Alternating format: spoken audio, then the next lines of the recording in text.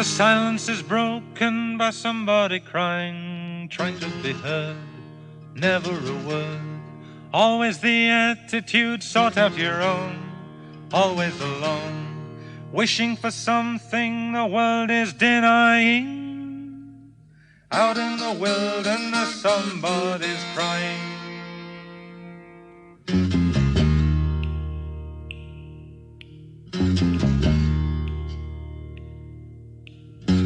Somebody wishing for something to happen, wishing to tell, wishing to help. Someone was listening, someone who cared, never despaired. Someone to lean on and someone to trust, who needs your assistance and finds your disgust. Hello and welcome to For the Wild podcast. I'm Ayana Young. In today's episode, we have the honor of speaking with Chief Caleen Sisk of the Winnemem Wintu tribe. Through this interview, we hope to garner your support for the Winnemem Wintu Salmon Restoration Project. Please visit gofundme.com/salmonwillrun to donate. Chief Sisk is the spiritual leader and tribal chief of the Winnemem Wintu tribe, who practice their traditional culture and ceremonies in their territory along the McCloud River watershed in Northern California. Since assuming leadership responsibilities in 2000, Caleen has focused on maintaining the cultural and religious traditions of the tribe. She advocates for California's salmon restoration, healthy, undammed watersheds, and the human rights to water. She has received international honors as a tireless sacred site protector and currently leads the tribe's resistance against the U.S. Bureau of Reclamation's proposal to raise Shasta Dam 18 feet and inundate or damage more than 40 sacred sites. She is also currently leading her tribe's efforts to work with Maori and federal fish biologists to return wild Chinook salmon from New Zealand to the McCloud River. In doing so, she advocates for the inclusion of traditional ecological knowledge in federal, state, and local environmental research and planning. Caleen is an internationally known speaker on traditional, tribal, and spiritual issues, having spoken on diverse topics such as spiritual medicine ways, the spirit of water, global warming, sacred sites protection, and the responsibility of tribal people to honor their tribal lifeway. Caleen is also a leading voice in raising awareness of the poor human rights conditions suffered by federally unrecognized tribes and unrepresented indigenous peoples around the world. She is a regular speaker at the United Nations Permanent Forum on Indigenous Issues in New York, where she has campaigned for the UN to study the plight of federally unrecognized tribes in the United States. She is also the Spiritual and Environmental Commissioner for ENLACE Continental, an international network of indigenous women. For more than 30 years, Caleen was mentored and taught in traditional healing and Winnemem culture by her late great-aunt, Florence Jones, who was the tribe's spiritual leader for 68 years. Caleen's traditional teachings and trainings comes from an unbroken line of leadership of the Winnemem Wintu tribe. Strongly rooted in her spirituality and her family, Caleen cares deeply for her Winnemem people and for oppressed people around the world. Caleen received her BA from Chico State University, California in 1975 and received her teaching credentials from CSU Chico in 1976.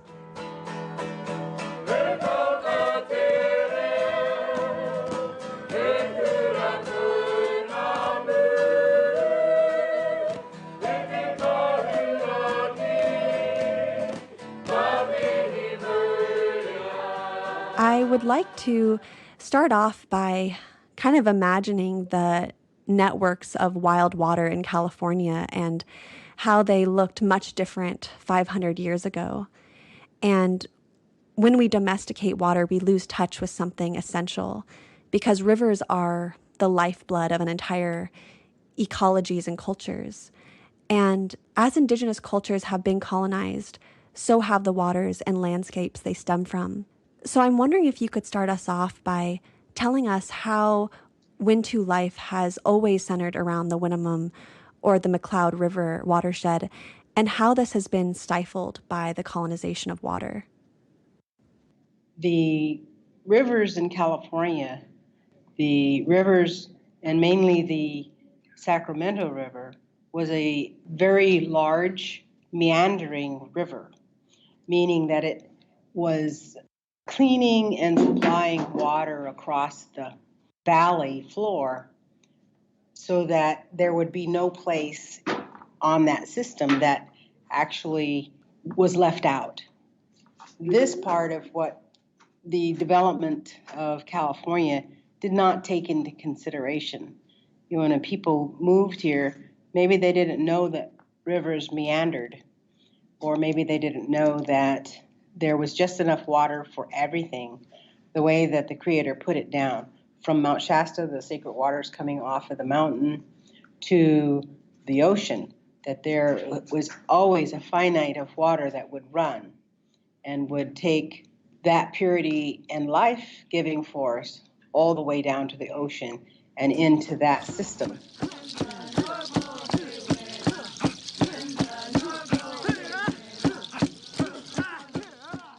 The Winnemem people, our creation story begins on Mount Shasta. And there's a sacred spring there that we say that was the doorway that we came out of that sacred fire inside. And so did all of our spirit beings who took form, the trees and the fish and the birds and deer and bear, all things that were living, took form to take care of the land that the Creator had made for us. Everybody had a job to do. But in that sense, the Winnemem, the name Winnemem, means middle river people, middle water people. And so we always go back to that spring and we sing at that doorway and put down the prayers and ask for more blessings for future generations to come. And so our ties have not been broken from the practice and the traditions of going to that spring, unlike other folks have kind of veered away from recognizing the differences that are happening to them and around them. Yet the Winnemem, we've been pretty lucky in that our leadership is unbroken from the time of the civilization coming to now, where our memory isn't lost, our directions are not lost, our history, our traditions and medicines are still in place. Those are all the things that keep guiding us to what to do next, in spite of the changes that have occurred in modern civilization. Similar to our recognition of ecosystems as porous and interconnected, we must examine industrial projects within the context of their connections to the greater ecological system. California and its management of water is a clear example of how dominant culture denies this holistic reality and instead views the environmental impacts of industry and development with a reductionist lens.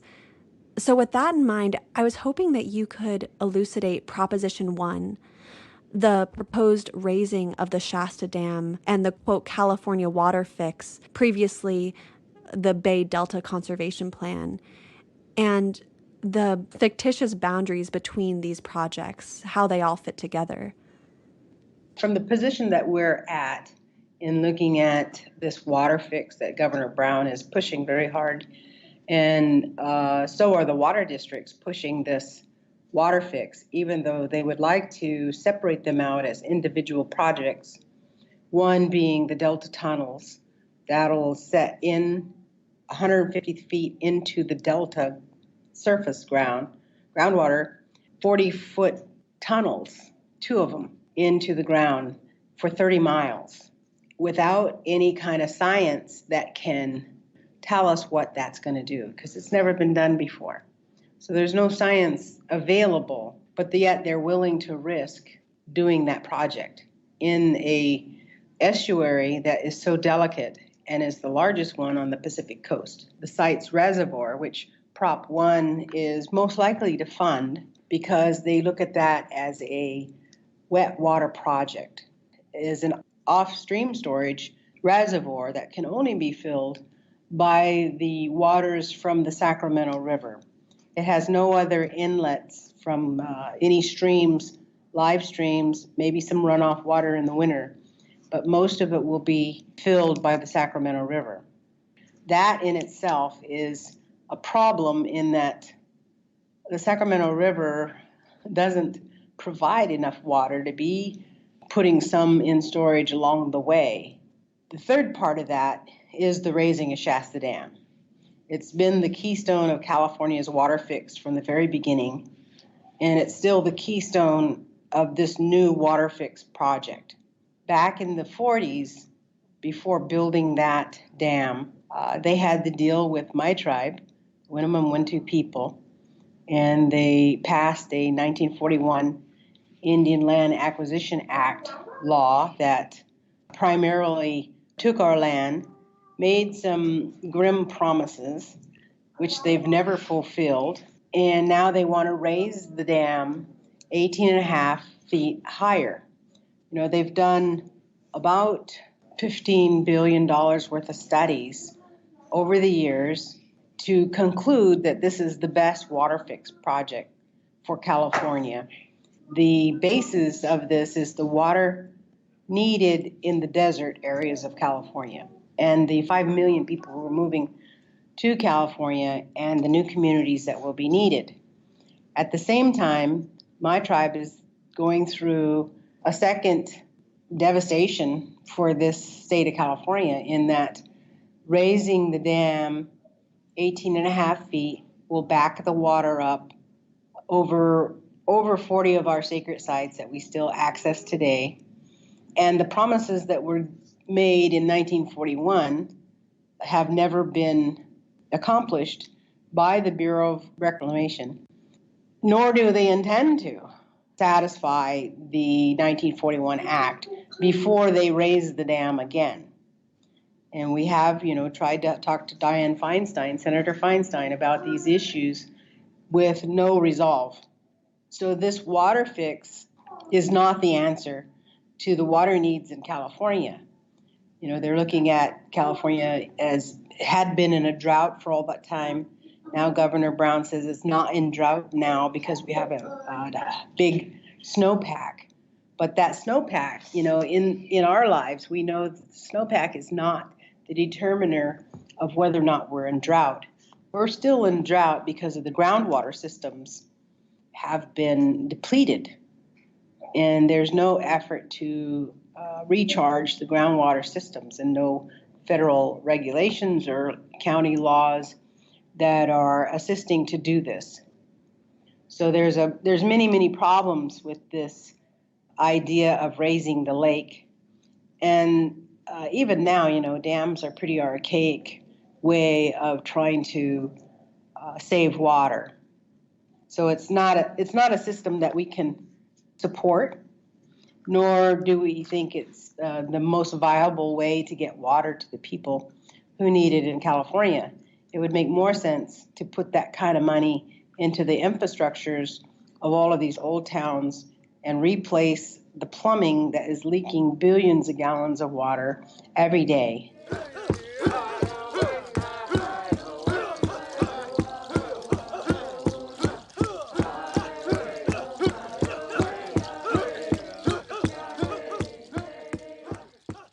It's incredible to hear the extent that this dominant culture will go to move water from the north to the thirsty south and industrial agriculture.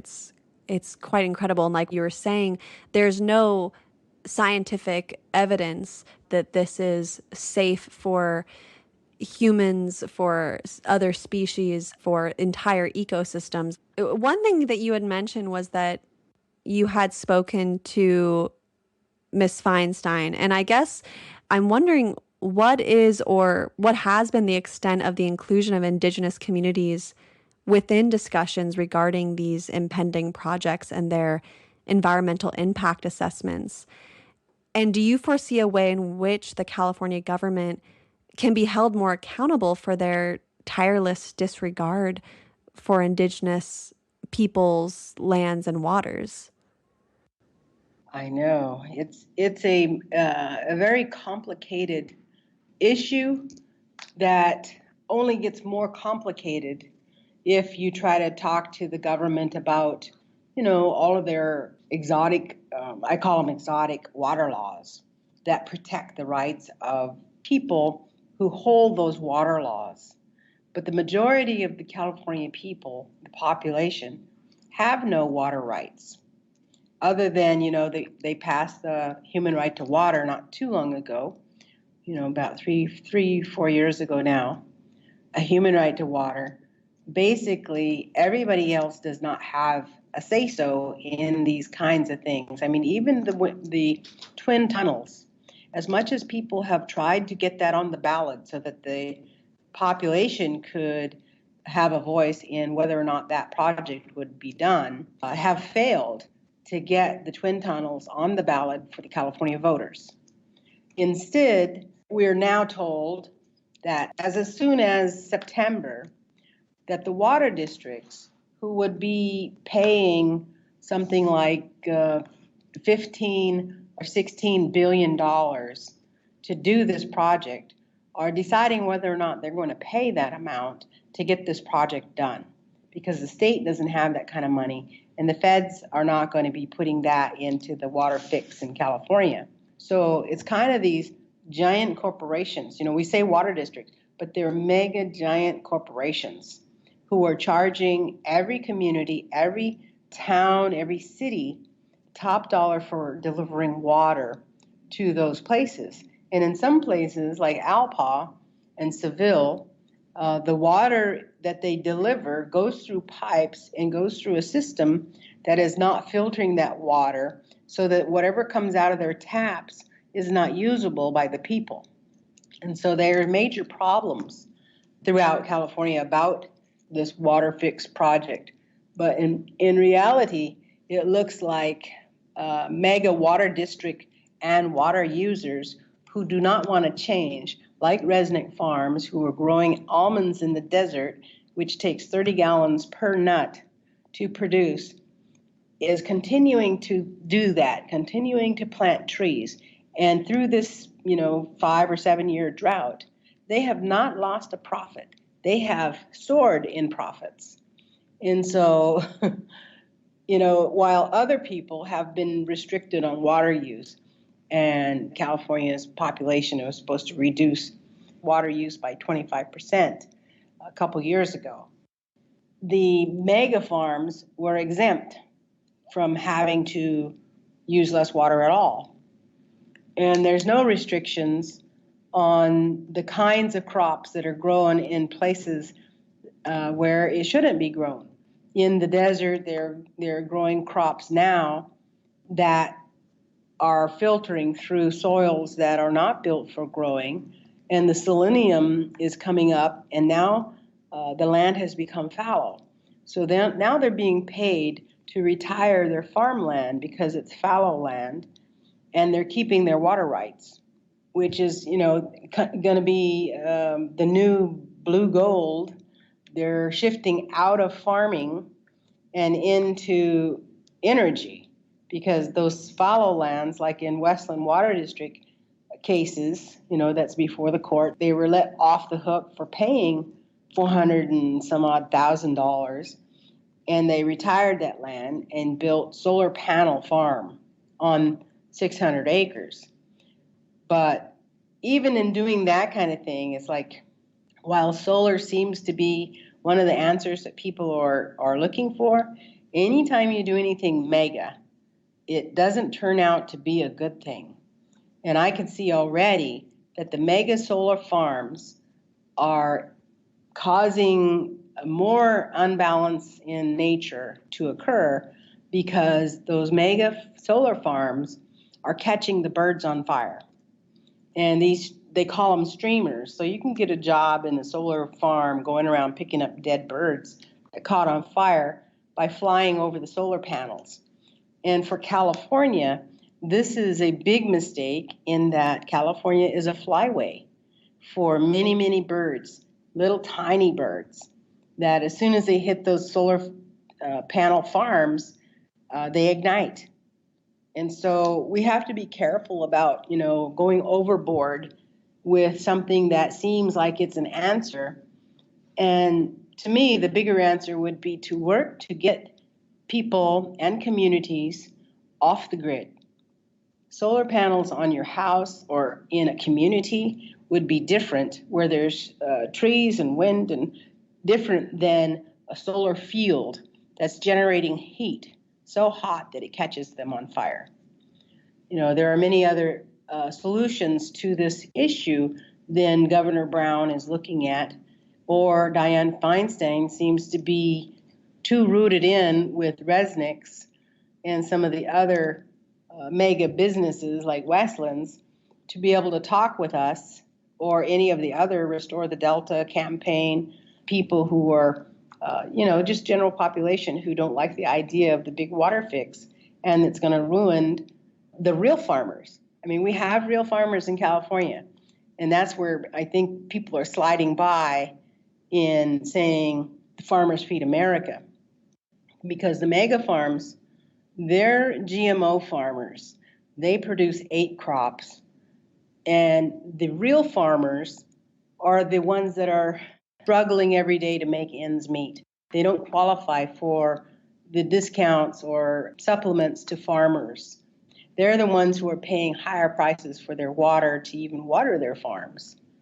And so, we have to get this straight in California, that, and probably because, California always is the gateway to other states doing something as crazy as, multiple thousands of acres of solar farming in place of getting communities off the grid. If you get communities off the grid, then the same old bankers are not collecting all the money for the same product being shipped everywhere. It's really incredible to imagine that these farms, these mega farms that have gone fallow, are now being turned into these solar farms that are also using their water rights to make more money by commodifying the water, and I'm guessing charging other people to use this water on their lands, or moving the water to somewhere else and making money off that. Is that correct? That's right. That's Wow. right. Because even the Westlands Water District farmers, some of them were farmers before Westlands Water District existed and got absorbed into that big association. But they still pay more for their water than Westlands wants to recognize for these little farmers. It's just horrifying that this commodification of every resource is so extreme. And I think what you're talking about with these mega, even quote, renewable projects, it questions this idea of just plugging in this very resource extensive life into a renewable outlet. But what is that actually doing? It's not actually forcing people to question using resources at all. It's just finding a new way to continue these lifestyles that are dense in how much they're taking. And it also kind of makes me think about this colonial capitalist culture and how it will stop at nothing to control water, because water in its deepest essence is life. So to control water is to control life itself. What do you believe are the spiritual consequences of the privatization and the corporate control of water? And then how do you see us being able to move this dominant culture towards a paradigm that once again views water as sacred?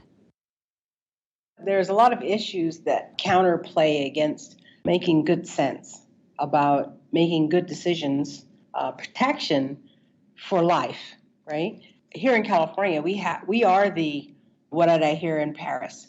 Paris COP21 says the representatives from California is the 7th largest economy in the world. California itself, separate from the United States, is an economy system power in the world. Indigenous peoples of California, minority groups, ethnic groups, small communities are not the accent of what California is about in its power system. So that's why you have communities like Seville and Alpa and so many other places not being taken care of with their water issues. But also, even now, the population itself does not really know how bad the water filtration systems are. I mean, I live up here in Northern California, where we're the first recipients of the water off the mountain. And so we drink out of the spring. We know what water tastes like. We drink live water. And when I go to Sacramento or Davis or San Francisco or any other place down south, I can smell the chlorine in the water. I can taste it's bad water. I can taste the difference in it. And it's so bad that in some places that, I carry my water with me because I don't want to have to drink that. But I see people living there and their kids are drinking that and they're bathing in it. And they don't really know any other way to do anything. That water is told to them to be good water. But overall, I think waking the people up in California to the fact that the water districts do not have the power to deliver good water. And it's the mega water companies that are making these rules. And I believe it's for staying the seventh largest economic power in the world. So you have the governor and many of the legislators or representatives of the people who are more swayed by Resnick Farms, Westlands Water District, Metropolitan Water, Kern Valley Bank, Water Bank. All of these powers have clout because just like right now, they're waiting for these water districts to decide whether or not they're going to fund Governor Brown's water fix. If the water districts decide not to, then it's not going to be done. If they decide to do it, then it probably will be done no matter what the population says. And in that sense, they're going to destroy one of the largest estuaries, and nobody's going to know this for 20 years down the road after it's destroyed, of the complications that it's going to cause in the systems of fish, birds, everything up and down the coast. And in order to wake people up, our tribe has been trying to bring young people up to the river so they can actually see what a real river looks like. When it comes off the mountain, how clear and crystal clear. You can see to the bottom. You can feel it alive. You can taste it. And let them know that this is how these rivers used to run all the way to the Delta. Now they don't, because for some reason this society, this modernization, has decided that it's okay to dump everything and anything into the waterways and think that that's fine, nothing's going to happen. For some reason they do that. Whereas the old way was that this water is precious. This water is life. You get take care of this water. You don't go throwing things in there. You pray to this water. But this day and age, hardly anybody prays to the water. I mean, even in the Catholic Church, they have holy water that they put. I don't know what they do with it, but they use it in church, and that might be the only place that I see water used in a religious way, even though I don't think they're praying to the water, but they're using it in a religious way. Every other place, water is a commodity. Water is, taken for granted. It's just here, and in whatever condition, the people are taught that once it's filtered, it's fine. But what we're trying to do is wake the people up to the realities of what water is. Dr. Emoto from Japan did some scientific experiments about whether or not water reacted to people or voices or sounds, and he proved that it does. And so, it takes a scientific study like that, whereas Winnemems have been singing to water as its basis of existence, and we continue to do that. But now, we're in a situation where we need the world to be singing to water. We need people to recognize that precious commodity. And one of the things that we thought when the drought was here, and I believe we're still in drought, was that drought is our teacher too. That makes people recognize what they're dependent upon. And we're not dependent upon a capitalistic society. Our life is dependent upon water. And the more people who can recognize those kinds of issues, the better off we'll be. And the more people who can start doing their part, and I'm not just talking about saving water, turning the tap off when you're not brushing your teeth and, filling your dishwasher full before you run it. All of those things are helpful.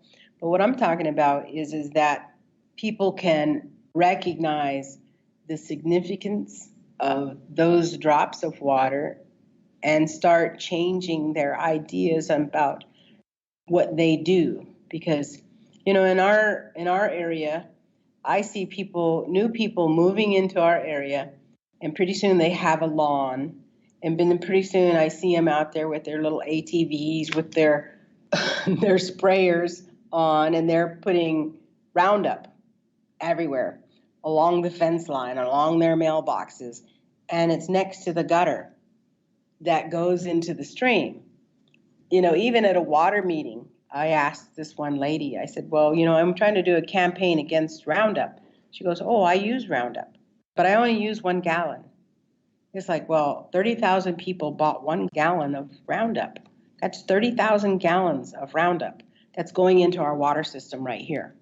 That's what we don't understand as a population, that everything we do, we have organic farms. We want organic foods, so we have the organic farm days and all that kind of stuff. But we still don't want an organic community.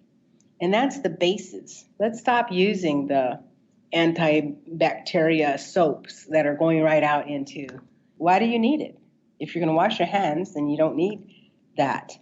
But there are many, many things that people can do once they recognize the significance of water, because water is not being discovered every day.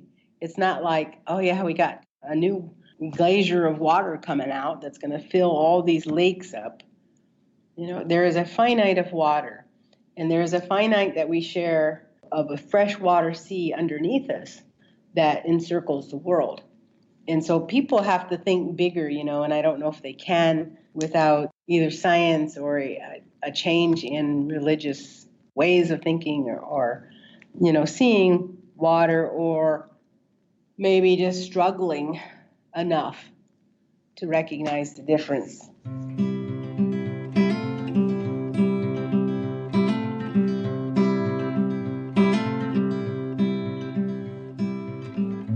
Take me back to the mountain I'm sure. My impression still lays there on its floor. On these marks we will begin, and I will call this to the wind. What have we really got to lose? If you fight the good fight, you'll come out bruised. We'll soon be two fighters giving in to the rolling waters on our mountain.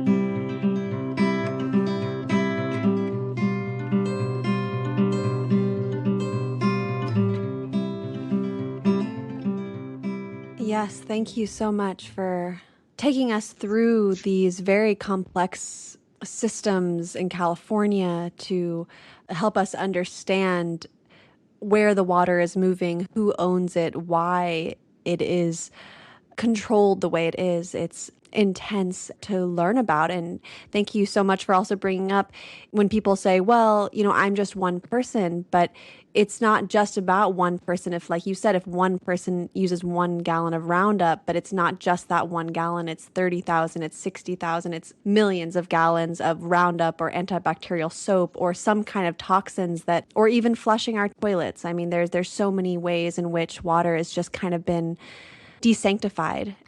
So I'd like to now turn the conversation over to salmon. You had mentioned fish a few times, and I've learned that the centrality of salmon within cultural narratives and traditions and cosmologies is widespread throughout Cascadia or the Pacific Northwest of Turtle Island. They are a testament to the interconnectedness of all life. They dissolve the boundaries between marine, freshwater, and forest systems, and they nourish entire webs of organisms. Yet, despite their irreplaceable ecological and cultural significance, they've suffered from many angles, whether it's industrial logging or dam construction, overfishing, warmer waters even due to climate change, etc. And their decline has been experienced throughout their historic range. I know you understand this tale intimately, and I was hoping that you could take us through the story of the Chinook salmon of the Winnemem and tell us how it's unique compared to other stories of other populations and genetic lineages of Pacific salmon. What we believe here in California is the estuary that we're talking about is probably the lowest one on the chain, on the ocean, where salmon use. Even historically, these salmon have, when they were first coming into their life here on Earth, they started going north on the Pacific coast. But the salmon, in our lifeway, we believe that when we came out of the mountain, Creator came and said that he had prepared a world out there that needed to be tended, and that there were many, many things that needed to be done, and that he had hoped that all the spirit forms would take their place and take care of things so that it would be in balance. It will always be in balance. And so as everything went out, some of them declared to be the black oak and white oak and blue oak. All of the oaks went out, and then all of the birds went out, and the hummingbird and eagle and buzzard, they all had jobs to do. Even the little fly and the mosquito and the beetles, they all went out. All the bugs and spiders went out.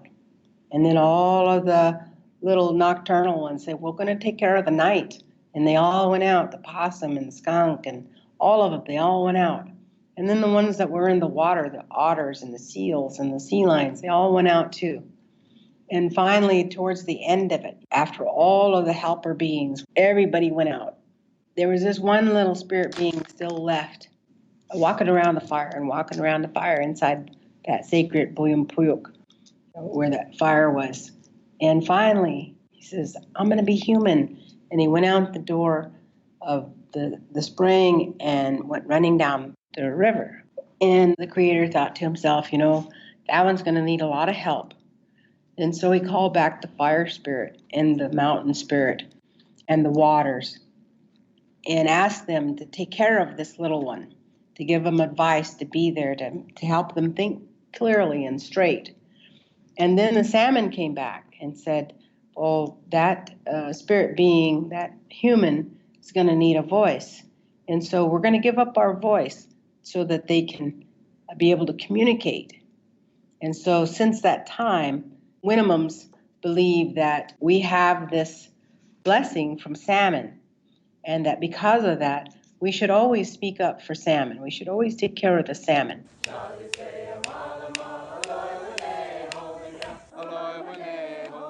The salmon are a magical fish to us. They're a spirit being that is always giving. In every stage of its life, it's giving. As eggs, they're fish bait. As fry, they're fish food. As adults, they're food. They're always giving for everything. And they only do things in a sacred manner. They only swim up the river to spawn one time. And when they spawn, they move the rocks around. They turn the rocks over. They clean the river the whole way. All of the debris goes downriver. And when they do that, the temperatures of the water changes. And then they lay their eggs. And wherever they lay their eggs, those eggs, when they hatch, they'll come back to that same place. But when they hatch, when the eggs finally hatch, all of the adult salmon have already died. And they're feeding the bears and the wolves and the trees and the grasses and the insects. They're still giving. But when the little eggs hatch and they become young fry, they swim with all the fish and trout and their turtles and salamanders, everything that's in the water. Then all of a sudden, they decide maybe they're 5 or 6, maybe 8 inches long. And they decide that it's time to go south. Who tells them that? Because the trout are not going to go. And the suckerfish, they're not going. Nobody's going. But they start drifting south. They start going downstream. They keep going downstream.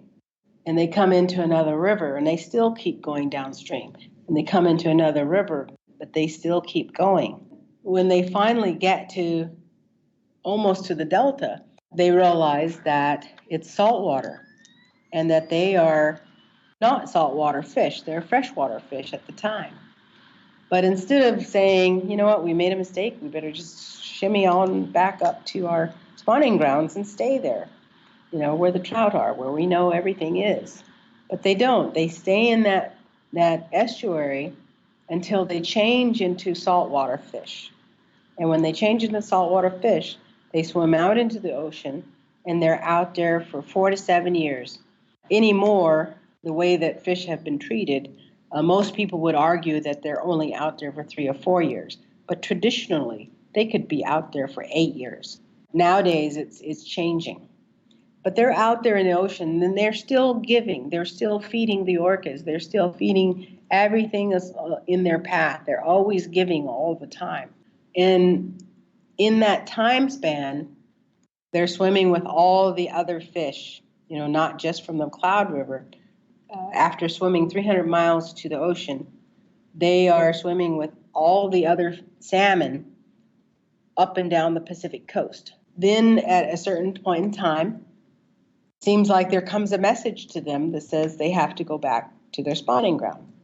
So those salmon find the exact same estuary. It can't be the Trinity, can't be the Klamath estuary, it can't be Columbia estuary. It has to be the Sacramento estuary for McCloud River salmon.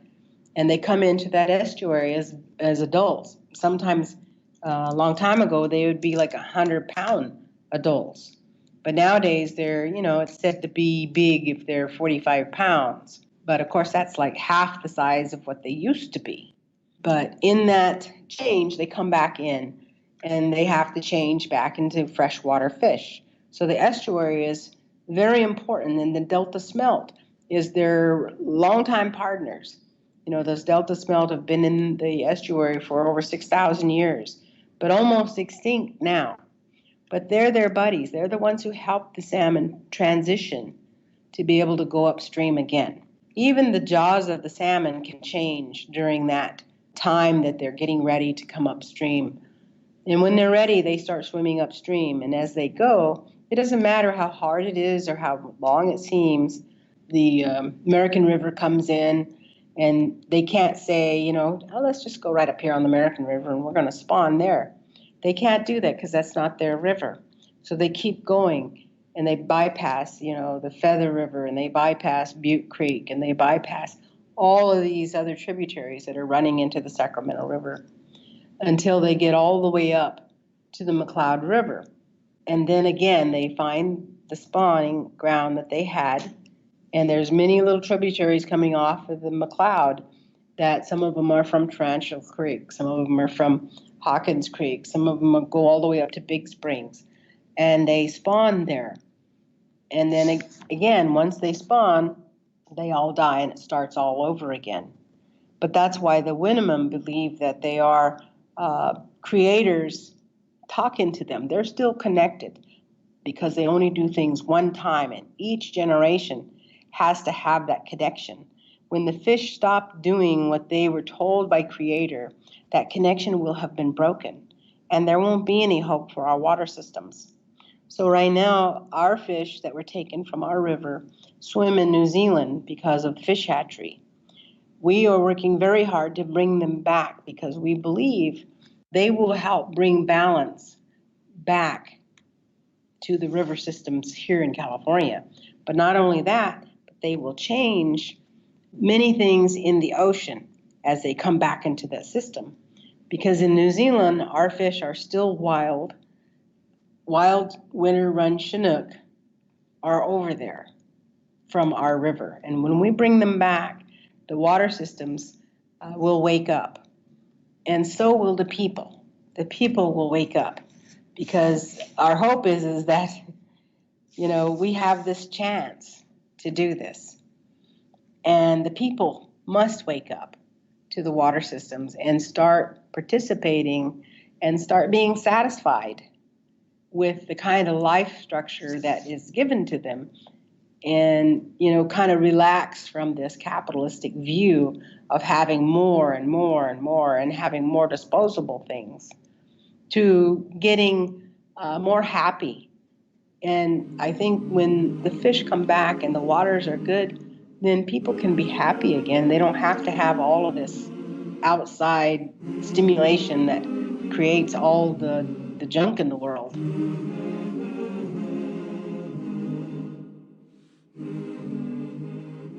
It's a pretty incredible story of finding your salmon in New Zealand. Would you tell us a little bit more about how did the salmon end up there? How did you find out? And what is the process you're in right now to bring them back, especially as the Winnemem Wintu are considered an unrecognized tribe in California? How is that affecting this whole process as well?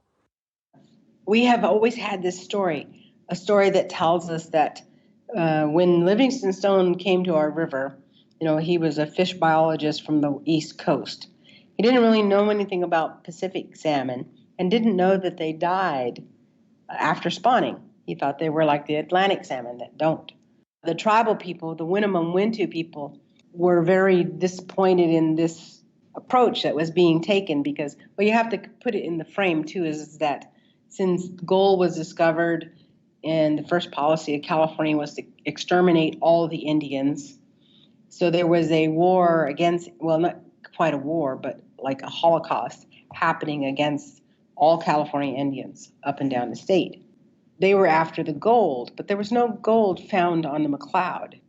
But when Livingstone Stone and Spencer Baird from the U.S. Fisheries came to do this project they had, chose the McCloud River because of the number of fish that was in that river, brought that program there to where they were going to build this hatchery. The Winnemem Wintu people at that time did a war dance against that event happening. And they also knew that they could be shot on sight for doing that, but they did anyway. But Livingstone Stone was smart enough to know that he probably needed those Indians to help him with this fish hatchery. And so he made some deals with them. But before those deals were made, the medicine people got together to pray about what was happening to this fish, to our salmon, what was going to happen to them. They did a ceremony, and we were told that some of those fish are going to go through the ice waterfall in Mount Shasta, and there they will wait for you. We didn't really know what that meant because at the time that Livingstone Stone was there were thousands of fish, hundreds of thousands of fish in the river. And so they built the hatchery, and about the end of the 1880s, 1890s, there was a fish crash in the world. And so they sent these salmon eggs from the Baird hatchery around the world, even to Mississippi, but they didn't survive. They didn't survive anywhere except in New Zealand. New Zealand did not have any salmon. This is the first salmon they had, and it took. So they established themselves in New Zealand by, one, there were eggs that were shipped around the world and to New Zealand, several times to New Zealand for them to get started. Since that time, we didn't really know about how successful it was or not until in 2000, we heard that they were going to raise Shasta Lake again, Shasta Dam. And so in 2004, we waged a war dance against the United States for trying to build this dam higher and flood more of our sacred sites. And during that dance, these old-time salmon songs came in, and we sang them and we danced them. And then following that dance, one of the purposes of the war dance on the dam was to tell the world what's happening here to the indigenous peoples. And during that time, we wanted to make sure that, we had a voice. Right after that, we heard from New Zealand, and they said that they had our salmon and that did we want them back?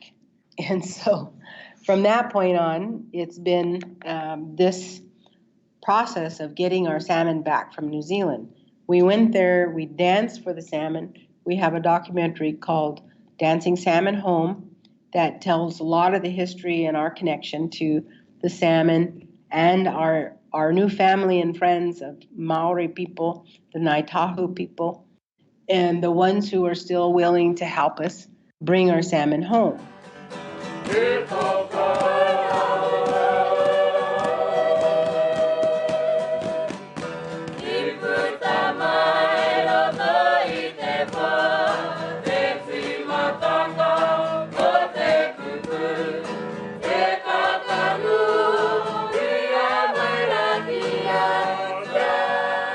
We have a good stance. We've done all of the preparatory work, and we actually brought the Maori people and the fish and game person from New Zealand to meet with NOAA and the Hoopa Tribal Council because they're the closest federally recognized Indian fishery, and thought we had a deal back in 2009 and 10. Since then, the Bureau of Reclamation has taken this charge on, one, building the dam higher, while the other part is supposed to be restoring the salmon. And so there's a little bit of conflict there, but they say there's none. So we are still working to convince the Bureau of Reclamation that we need our salmon from New Zealand, the real wild winter run Chinook, from New Zealand to come back to our river. They, on the other hand, seem like, this stems from a lawsuit on the biop of the salmon above rim dams is the only way to restore the salmon. They want to use the hatchery fish. The hatchery fish is what fills the system of the Sacramento River at this time. There are very, very, very few wild salmon. If any, I would say there would be wild salmon coming from the Trinity water river that is released down the Sacramento River. That would be probably a Trinity salmon coming up the Sacramento looking for the Trinity River. I believe that the bottlenecking of the hatchery projects and programs over the years have pretty much destroyed the salmon systems. And now they're worried about, straying and all this and truck and haul, and everything they do seems to really harm the salmon even more. And so what we're proposing is that the salmon biologists make way for traditional ecological knowledge of salmon and let us lead them while they can document the changes. Because what if in their studies the salmon need more than what they think? Because they look at salmon, they need cold water, they need food, they need spawning beds. But what if they need a drumbeat on the river? What if they need a fire on the river? What if they need that dancer singing on the river? Because that's how it was in the old day, is that those fires would be set on the river because we believe that the salmon travel at night. They follow the stars, not just the smell of the water. but they have sound systems that science has not discovered yet, or they don't even know to ask the question. And so there's so many things that will change. And in the bigger picture, I think the younger generations that are coming up, when we do the salmon from the Delta all the way to the McCloud River in the upper waters, it's a 500-mile swim for salmon. Most of us can't really picture 500 river miles to get to the spawning grounds. We are going to wake up the people. I think that prayer, when people start recognizing the salmon, thinking about them, and learning more and more and more about them, they're not going to be able to not think that they're the spiritual fish, that they're the miracle fish, that they're the ones who know about this water system, and they're the ones that we need because they've been missing to the high mountain, the highest mountain where our water runs from. And we need to get them back. And so the run for salmon, we're going in our second year, run for salmon, and we're going to do 4 runs because that's how many runs that there used to be of salmon. 4 times a year they'd come up the river. And in that, putting that down from the Delta, from the Ohlone land on Sigorte, where the salmon swim into the bay, they swim into the Delta right there, that we put down those dances and those songs right there at the Delta, and then all the way up to where they should return. And so in this struggle, I hope that the Bureau of Reclamation also comes along and starts thinking about maybe there are other ways of doing these kinds of things. Maybe the fish biologists only know about hatchery fish salmon. Maybe they don't really know about wild salmon. But we still have the stories of wild salmon. We still have the songs of wild salmon. We are still the salmon culture. Even though they've taken our salmon away by building Shasta Dam, and they've taken our land away by building Shasta Dam. And we believe that whatever happens to the salmon happens to us. The salmon all lost their home on the McCloud River, and so did we. We all lost our homes on the McCloud River. We don't own anything on the McCloud River. When the salmon come home to the McCloud River, maybe we can come home too. But for right now, our only hope is to do the right thing for the salmon, even if we don't benefit anything, that we will fulfill our obligations for voice, and that the salmon will be home and everything changes. Everything changes wherever they go. They're like a life source, a life support system for everything in that area.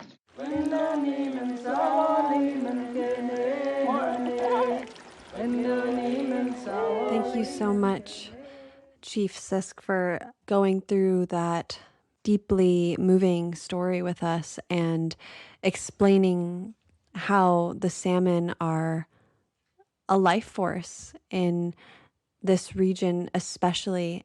And I just want to again lead the audience to gofundme.com/salmonwillrun, because this project needs support. And I think that it's really beyond important to get out of this reductionist scientific mindset that this science has kind of become the new religion, that, if it's not scientifically proven, then it doesn't matter. Like what you were saying, fish biologists, they know one portion, but they're not using these practices and experiences of traditional ecological knowledge. And I just really resonated with what you were saying, that what if also the salmon needs our prayers, our song, our dance, our drumming, that there's a reciprocal relationship, and it's not just so cut and dry in this very scientific mindset.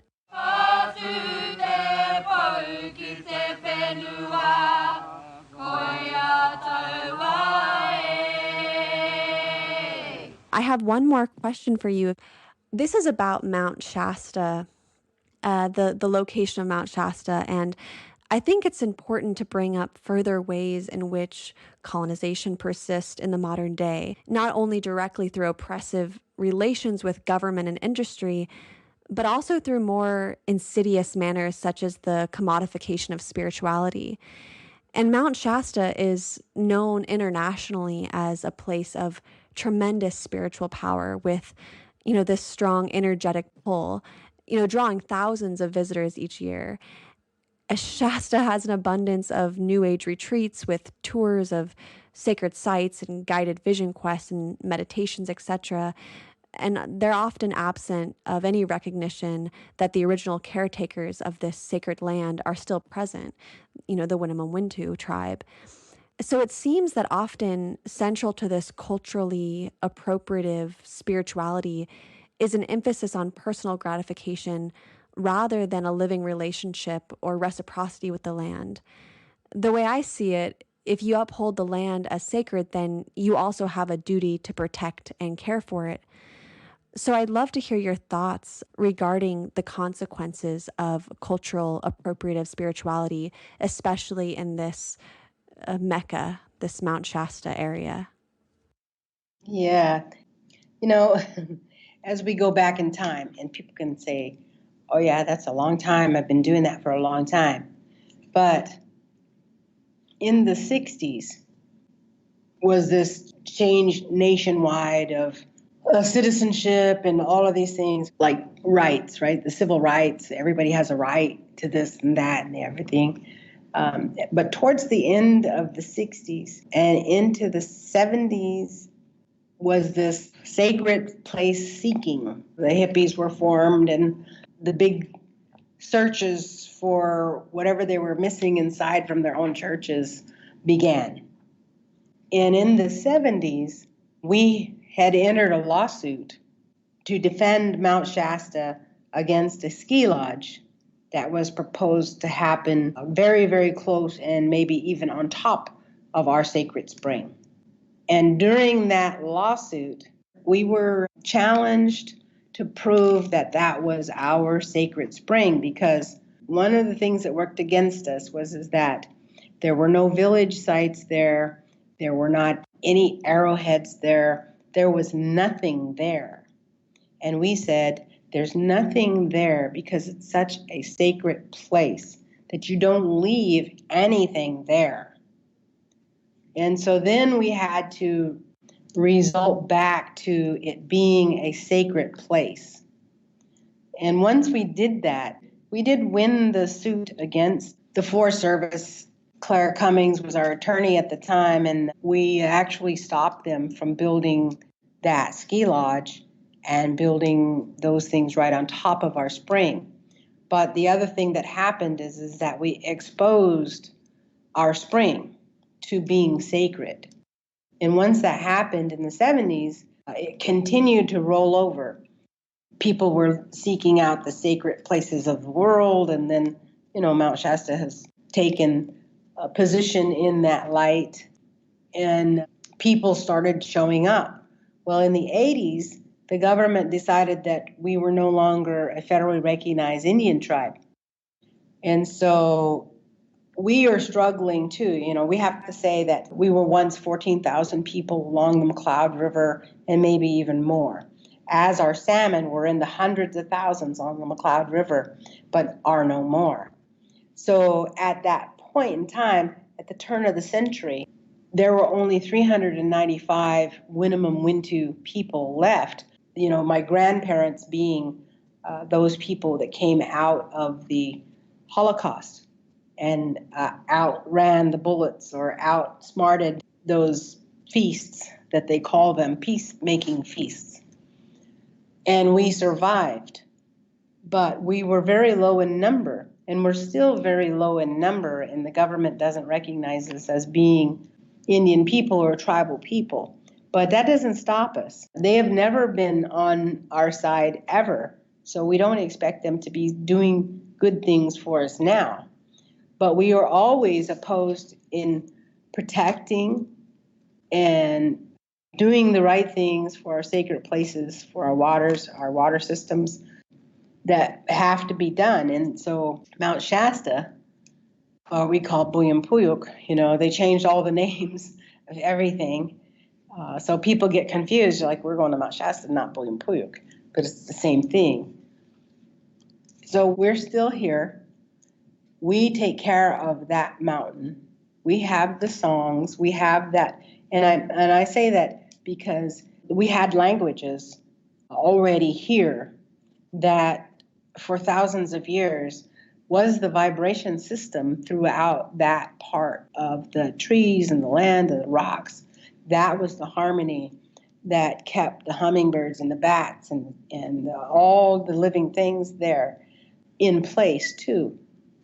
But now, because it's a public recreation area now, and they try to say that they're managing it, but we say, you guys have messed it up severely because there are not as many bats, there's not as many birds, there are no deer hardly ever come to the meadow anymore, no rabbits. You let so many people onto that place that it can't live. It's dying. And they don't see that. Every summer on Mount Shasta, they allow at least 30,000 people to visit, maybe even more. And those people like to bring things with them, like crystals or rose petals or coconuts or tiki dolls, and put it in that sacred spring. It's like, this is an artesian spring that is so sensitive. It bubbles up from the ground. It's not a source that runs off of the mountain. It comes up from the ground. And everything that you put in there, it's like, you shouldn't even get in it. You can't get in it. It's so fragile. But these people don't know any better, I guess, and that you can't tell them. They don't believe you. And it's their right. It's their spring too. It's their religion too. And so it's like, but they don't know how to take care of it. They only want it for themselves. They only want this for them. That's it. Not any other generations coming up, because for us, our children can't even go to this place until they're at least 15, 16 years old, when they're old enough and their spirit beings are well enough to be there and do the right thing when they're there. But these people, they have no guidelines, they have no restrictions, they only are takers of the water, of whatever it is, and they think that they're blessing this place, by leaving these crystals or leaving whatever it is that tie things in the trees. And it's like, you cannot bless the blesser. You can't leave things and bless them. It doesn't work that way. Wherever that comes from, you need to take that back to wherever that comes from, because this is such a pristine, sacred place. This is not where you stack rocks. This is not where you make medicine wheels. This is not where you tie all colors of the tobacco ties in the trees. You don't leave anything here. But that's so hard for them to get without getting upset. But it's a struggle that we have all the time with the Forest Service to say, right now, I am overjoyed that there's so much snow on the mountain that there's going to be very few people getting in on the meadow earlier than years in the past. This is a blessing, but I feel like they should not even open the meadow when it's like this, because the ground is so pristine and so sensitive and so soft that let the elements take care of itself. Let it have its time on its own. Let the bees and the birds and the bats and the hummingbirds come in freely without the people right there. But that's so hard to get across to anybody. It's like they have a right, but they have no responsibility to take care of this in the good way, And every person says, I've only been there once. But there's 30,000 people every year that's been there once, in a short number of days. We're talking like 60 days that 30,000 people have tromped over that land and have smashed it down. But I don't think everybody has that. There's a plight of the recreator, and then a jest of people who think it's religious, but spend no time to understand what does that mean. I mean, it would be like us going into the Catholic Church and saying, I have a sense that this is a religious place. Maybe I need to build a fire right here on the floor, and I want to smoke it up with my herbs, and then I want to mark on these walls. in my sacred way. That would be all right, wouldn't it?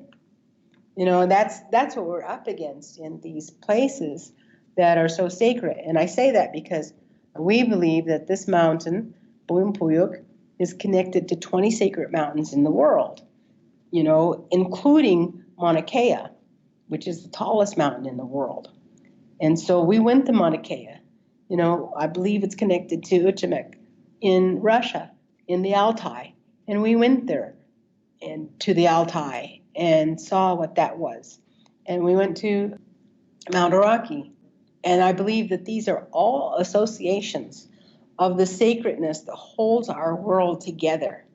And I haven't been to the other ones, but I hope I get to go, in my lifetime to see this big container that holds our ocean of fresh water in these mountains that are all connected. But I don't know how people can be taught, it's a struggle. Every day, every way you can think of, stopping the bus loads.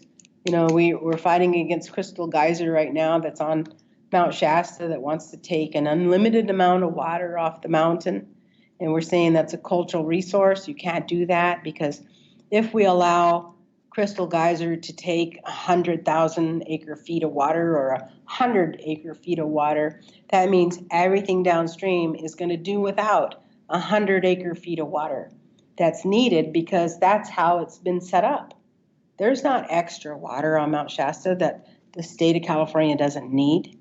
There's not extra water to do that, to draft it off, contaminate half of it, bottle up the other half, and ship it out of California.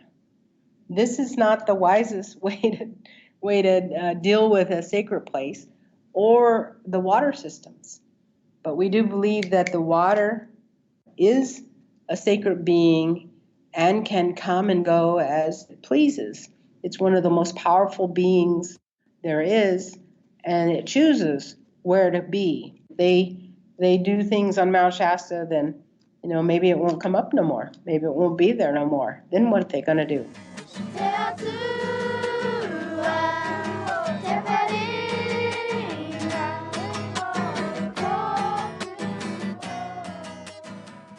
Wow, thank you so much, Chief, for this incredible conversation. And I would just like to ask if there's anything you'd like to end on as we're closing this conversation, and there's anything else you'd like to say or end on.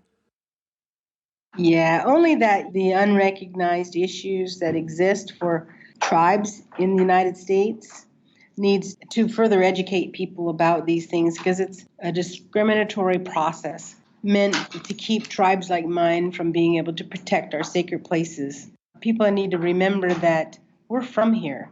We have nowhere else in the world to go to be able to learn how to be Winnemems. We have to have our river. We have to have our salmon. And it really is not too much to ask to be allowed to do these things and keep these things. And it's a good thing. These things are valuable in that there is knowledge in what we do and how we do it. When we dance on the river, there are certain things that happen to the river and to the mountains that hear that drumbeat going up and down that river. And the recognition status would be comparable to being a slavery status, where you are invisible, you have no rights, you can't protect anything. The American Indian Religious Freedoms Act does not help us protect our sacred ceremonies, and neither does the First Amendment. We cannot use either of those. So every time that we do a dance on the river and ceremony, we are breaking the law. We don't have the right to do that because we're not considered a tribe. Just like we don't have the right to bring our fish back and sit on the committee to bring our fish back because we're not a tribe. We don't have a right to protect our children from being adopted out because we're not a tribe. None of the laws that protect Indian tribes, language, art, you name it, we cannot use them. And so I think that if people recognize the wrongdoing here on the part of the government in the 80s, maybe things will change. That's why I work at the UN for the unrecognized and unrepresented peoples, because really we are the unrepresented people in the United States. No one here in California represents the traditional people or the tribal people or the indigenous peoples here in this government. Nobody represents our issues and our problems in the U.S. government. There's no place that we have a seat in Congress that represents the issues that we're dealing with. We have to deal directly with prosperity offices like the Department of the Interior. It's an unfair situation that we find ourselves in, and that the court of law is not with us. There's no Justice Department that we can file with. And so, that's why we have a lawsuit trying to protect our sacred sites, but, we're fighting for standing to say we're the right people on the McCloud River that have the right to protect our sacred places. And that's just wrong. Those things are doing what has happened to my tribe seem like we need relief. We need to be allowed to be the tribe that we were all this time. We need to be allowed to go back to our river, have our salmon again, and sing our songs. Our songs need to continue. So I think that's probably the bottom line. And I say that for my future generations. I have a young chief that's coming up, and I would like to leave her in a situation that's better than what I had to pick up and better than what my grams, even though, we have way more than many tribes in California have as far as our traditions, our culture, our medicines, our songs, our dances.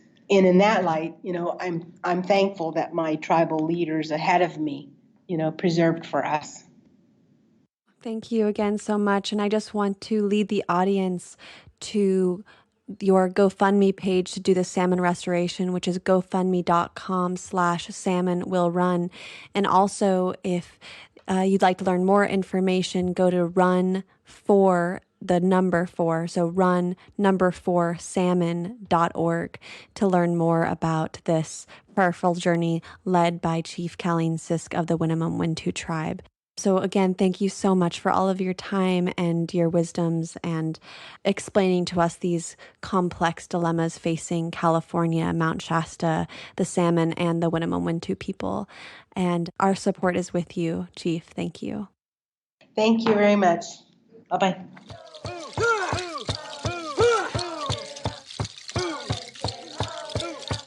Thank you for listening to For the Wild podcast. I'm Ayana Young. Please visit gofundme.com/salmonwillrun to support Chief Caleen and her efforts for the salmon and the water, and ultimately for all living creatures.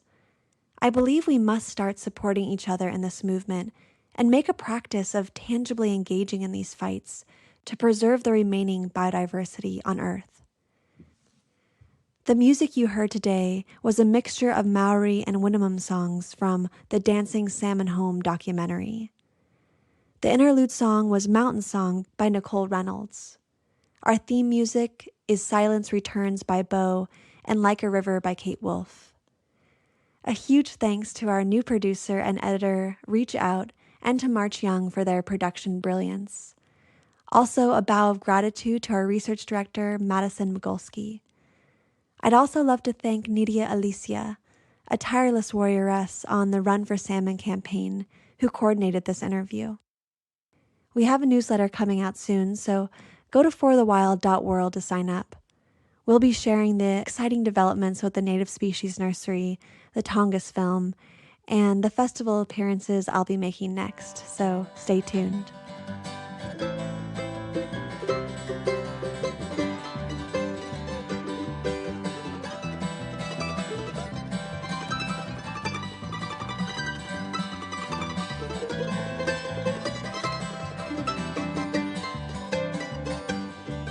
It's high on a mountain, the warm winds are blowing, and where the winds are blowing to, there ain't no way of knowing. The mountain grass is short, it's dry and close to burning, crying out for water. As the seasons turning. Sweet smell of the pines, tall western cedar, drifting on the wind through the mountains like a river.